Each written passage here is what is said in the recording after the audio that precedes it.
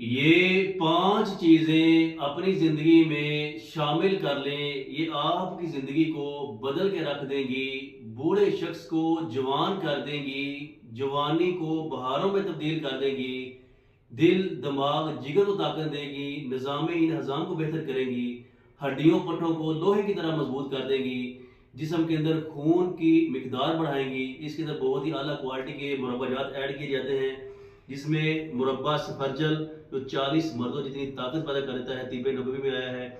इसके साथ मुरब्बा गाजर, मुरब्बा सेब, मुरब्बा आंवला और हरीर के अंदर ऐड की जाती है। साथ वर्क चांदी, वर्क सोना, खालिस कुश्ता शिंगरफ जो एक चावल के दाने के बराबर ही काफ़ी होता है। इसके अंदर खालिस ज़ाफ़रान ऐड की जाती है। ये मजून मंगवाने के लिए 030683525230 पर रब्ता करके आप ये मजून मंगवा सकते हैं। इंशाल्लाह इसके इस्तेमाल से बूढ़ा शख्स